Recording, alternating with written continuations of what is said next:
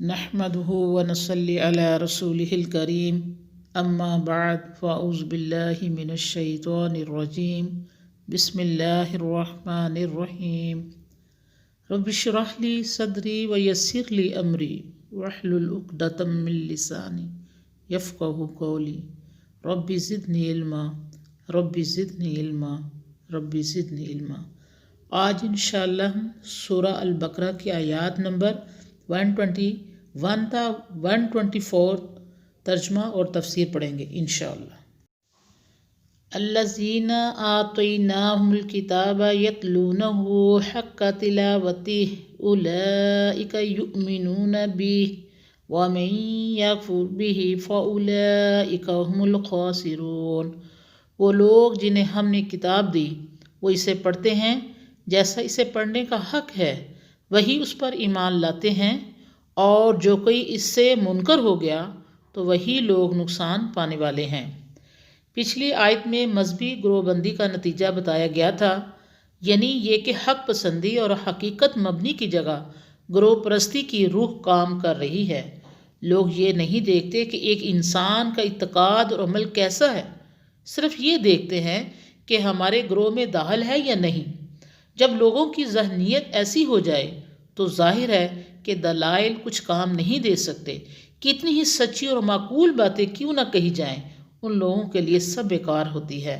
کہ اگر اہل کتاب ضد نفسانیت اور ہٹ درمی کو چھوڑ کر اخلاص اور نیک نیتی سے کام لیں اور اپنی کتابوں کو خلوص دل سے پڑھیں تو وہ قرآن مجید اور نبی کریم صلی اللہ علیہ وآلہ وسلم کی صداقت کے قائل ہو جائیں اور آپ پر ایمان لے آئیں گے۔ جو لوگ اپنی کتابوں میں بھی تبدیل و تحریف کرتے ہیں ان کے احکام میں نیک ارادے سے غور نہیں کرتے، وہ کبھی قرآن مجید کی صداقت کے قائل ہی نہیں ہوگے۔ وہ تعصب، ہٹ درمی، نفس پرستی اور گروہ بندی میں مبتلا ہیں، اور اگر یہی لچن رہے تو ہمیشہ کفر میں مبتلا رہیں گے۔ وہ لگاتار حق سے انکار ہی کرتے رہیں گے، نتیجہ یہ ہوگا کہ وہ دنیا میں بھی نقصان اٹھائیں گے اور آخرت میں بھی تباہ و برباد ہوں گے۔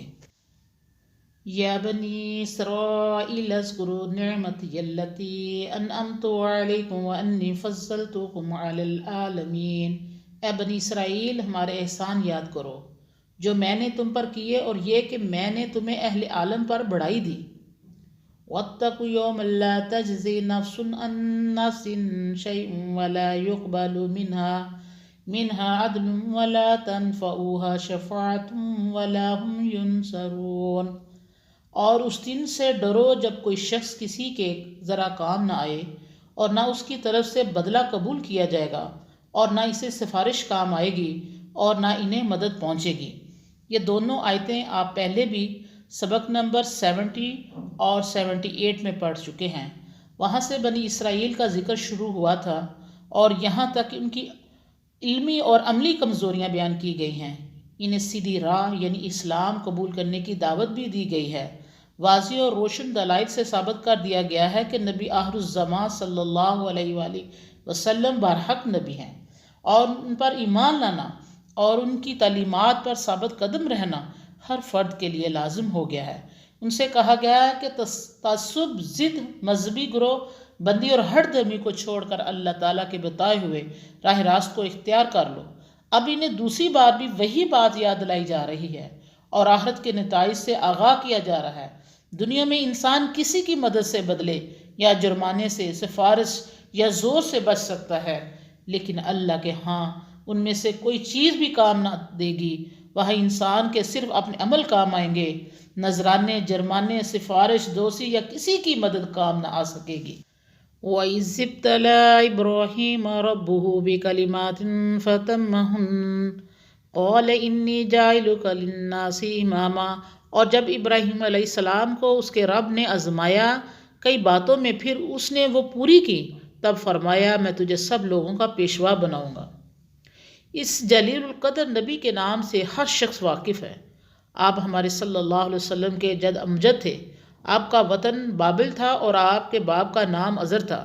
ان کی نسل میں دو سلسلے چلے، ایک حضرت اسحاق علیہ السلام کی اولاد سے، ایک حضرت اسماعیل علیہ السلام کی اولاد سے۔ پہلے سلسلے کے نبیوں کو اسرائیلی انبیاء کہا جاتا ہے، مثلاً حضرت سلیمان، داؤد، موسیٰ اور عیسیٰ علیہ السلام۔ دوسرے خاندان میں ہمارے نبی حضرت محمد صلی اللہ علیہ وسلم مبعوث ہوئے۔ حضرت ابراہیم علیہ السلام کو جد انبیاء کہا جاتا ہے۔ مسلمانوں کے علاوہ عیسائی، یہودی سبھی ان کی عزت کرتے ہیں۔ از ابتلا، جب آزمایا، یعنی اس کے معنی ہم مصیبت اور آزمائش کے ہوتے ہیں۔ اللہ تعالیٰ نے اپنی اس بزرگ نبی کو کئی طریق پر آزمایا۔ مثلاً بت پرست اور بت گر باپ نے گھر سے نکالنے کی دھمکی دی، قوم نے جلا وطن کرنے کا ڈراوا دیا، بادشاہ نے آگ میں ڈال دیا، مگر وہ اسلام سے باز نہ آئے اور حق پر قائم رہے۔ پھر اللہ تعالیٰ نے بیوی بچے کو جنگل میں چھوڑانے اور بچے کو قربان کرنے کا حکم دیا، انہوں نے اس حکم کو بھی پورا کر دکھایا۔ ان کے علاوہ اور بھی کئی امتحان ہوئے اور وہ ہر ایک میں کامیاب رہے۔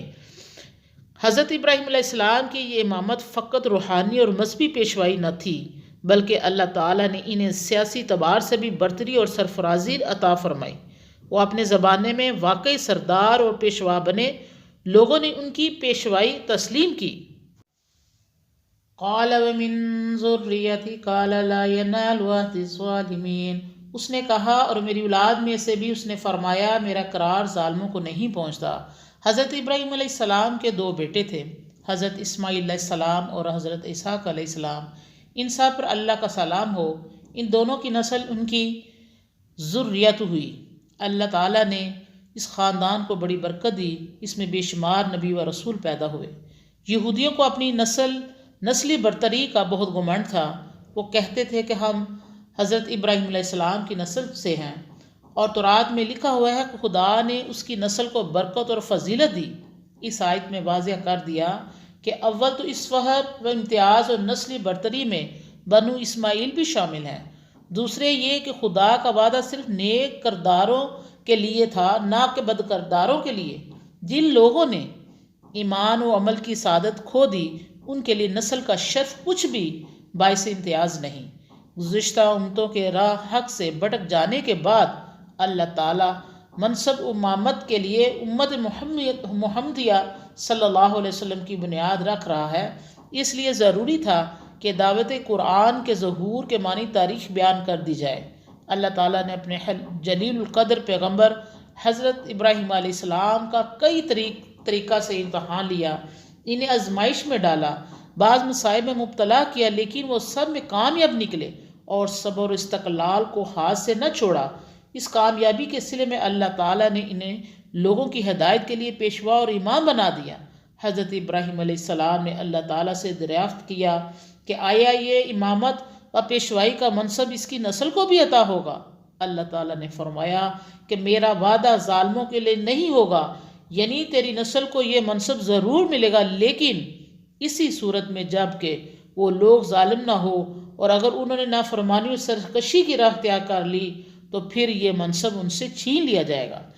ایک مدت دراز تک امامت و قیادت حضرت ابراہیم علیہ السلام کی نسل کے اندر حضرت یعقوب علیہ السلام کی اولاد بنی اسرائیل میں رہی۔